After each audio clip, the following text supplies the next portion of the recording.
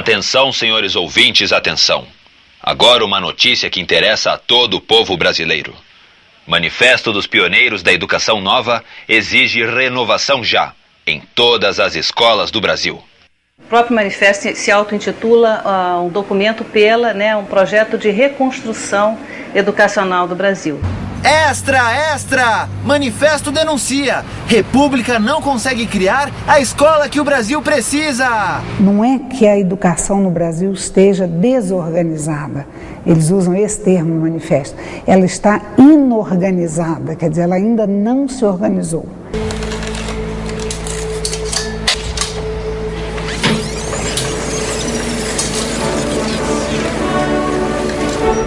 Univesp apresenta Educação em Foco. Os principais jornais do país publicaram neste mês de março de 1932 o Manifesto dos Pioneiros da Educação Nova. Na hierarquia dos problemas nacionais, nenhum sobreleva em importância e gravidade ao da educação. Um ponto que o manifesto repete, e é um refrão o tempo inteiro, é que a educação tem que ser tratada da mesma maneira que os assuntos sérios estão tratados. A ciência evoluiu e a ciência da educação tem que evoluir. A chave para o progresso da sociedade seria, então, o pensamento racional iluminado pela ciência, que permitiria à população mesmo sair do estágio, como eles falavam, pré-lógico, irracional, e alcançar um nível de maturidade, de uma capacidade de planejar a própria vida, de interferir nos rumos da vida social de forma positiva, Dirigido ao povo e ao governo, o manifesto é assinado por 23 homens e 3 mulheres, educadores e intelectuais de renome, liderados por Fernando de Azevedo, Lourenço Filho e Anísio Teixeira, conhecidos como os 3 cardeais da educação nova. É impossível desenvolver as forças econômicas ou de produção sem o preparo intensivo das forças culturais e o desenvolvimento das aptidões à invenção e à iniciativa, que são os fatores fundamentais do acréscimo de riqueza de uma sociedade. Repetindo. É impossível desenvolver as forças econômicas ou de produção sem o preparo intensivo das forças culturais e o desenvolvimento das aptidões à invenção e à iniciativa, que são os fatores fundamentais do acréscimo de riqueza de uma sociedade. O primeiro parágrafo é muito interessante, porque eles dizem a economia encontra o seu movimento, ela define o seu espaço, ela briga pelo seu lugar. E a educação, que é tão fundamental quanto a economia, pode inclusive parar a economia, não encontrou no nosso país ainda o seu espaço desta maneira. A socióloga Helena Bomeni, da Fundação Getúlio Vargas do Rio de Janeiro, conversou com a Univesp TV no Instituto de Estudos Brasileiros da USP. A página com as assinaturas Fernando de Azevedo, Anísio Teixeira, Espínola Teixeira, Lourenço Filho, Sampaio Dória, que fez uma reforma educacional em São Paulo. Libânia Nassif Xavier é da Faculdade de Educação da Universidade Federal do Rio de Janeiro. Ela estudou o manifesto em seu livro, Para Além do Campo Educacional, lançado em 2002. Então, se você pega o documento, você vê que em termos gerais, é um documento que está propondo a organização de um sistema nacional de ensino, As ideias dos pioneiros de 32 para a organização do ensino já estavam presentes nas reformas educacionais da década de 20. Essas reformas haviam sido feitas pelos signatários do manifesto, em vários estados da federação. Este período da educação brasileira recebeu do pesquisador Jorge Nagli o nome Otimismo Pedagógico. Foi aí que teve a grande introdução do movimento da Escola Nova, que vem desde o final do século XIX. Ele vinha vindo e ele ganha então muita força na década dos 20. O manifesto propõe a grande reforma, a reforma das reformas, como escreveram os pioneiros. Na época, o Brasil vivia a efervescência política, social, cultural do tempo da Revolução de 30, liderada por Getúlio Vargas e pela Aliança Liberal.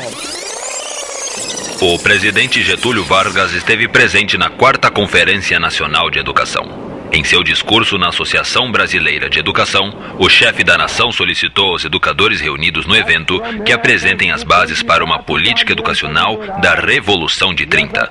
Este dia marcou a origem do Manifesto dos Pioneiros da Educação Nova. Ouvintes de todo o Brasil, imagine agora viajar no tempo. Imagine que um dos pioneiros da Educação Nova pode se transportar para o futuro. Como estará a educação em nosso país? Será que algumas dessas ideias do manifesto estarão presentes nas escolas do século XXI? Veja só, por que os alunos não estão na sala de aula? Gostei de ver. Aqui, o aluno é educado de acordo com as suas aptidões naturais. Vejo que os alunos estão fazendo um trabalho em grupo, como nós pioneiros havíamos preconizado. Ora, o que temos aqui? Um símbolo da religião católica. Será que não alcançamos a escola laica? Alunos assistindo a um filme dentro da sala de aula. Isso é muito eficiente para o aprendizado. É como escrevemos. A escola deve utilizar todos os recursos formidáveis, como a imprensa, o disco, o cinema e o rádio. Com licença. É horário do recreio? Não. É aula? É ciência. Com licença. O senhor é o professor? Sim. Qual a sua graça? Massoni, Luiz Antônio. Luiz Antônio, prazer. Por que não estamos na sala de aula?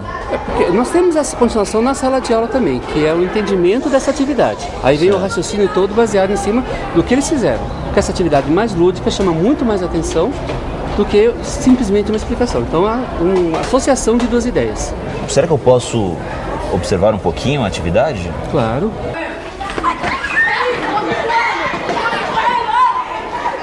Ele traz princípios, valores, propostas, né, político-administrativas, concepções que rompiam com a estrutura que o ensino vinha tendo até então, né, um ensino voltado, um ensino elitista, um ensino descolado do meio social, né, um ensino, como eles chamavam, uma escola tradicional. Para raio do prédio, uma altura alta, e nós estivermos próximos... Com licença, desculpa interromper. Qual a sua graça? Ricardo. Professor, isso aqui é uma aula? É uma aula. É uma aula de geografia. O céu preto, né? Quanto que deu? 30 graus. 30, marca aí. Eu vou ler um trecho, professor, rapidamente, depois continuamos a atividade. É um trecho do manifesto que eu escrevi nos anos 30, que fala justamente sobre isso. Nessa nova concepção da escola, que é uma reação contra as tendências exclusivamente passivas, intelectualistas e verbalistas da escola tradicional, a atividade que está na base de todos os seus trabalhos é a atividade espontânea, alegre e fecunda, dirigida à satisfação das necessidades do próprio indivíduo. O que distingue da escola tradicional à escola nova não é de fato a predominância dos trabalhos de base manual e corporal, mas o estímulo constante ao educando, a buscar todos os recursos ao seu alcance, graças à força de atração das necessidades profundamente sentidas.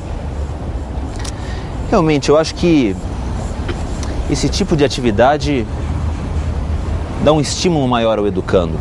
O senhor concorda com isso, não, professor? Concordo, porque a gente tem que explorar todas as nossas possibilidades. Aquela educação bancária que nós tínhamos, né, até alguns anos atrás, de professor ser o detentor do conhecimento e de chegar na sala e somente passar o conteúdo para o aluno, sem muitas vezes se importar se ele estava assimilando o conteúdo, é uma educação que já ficou um pouco para trás. Muito obrigado, viu?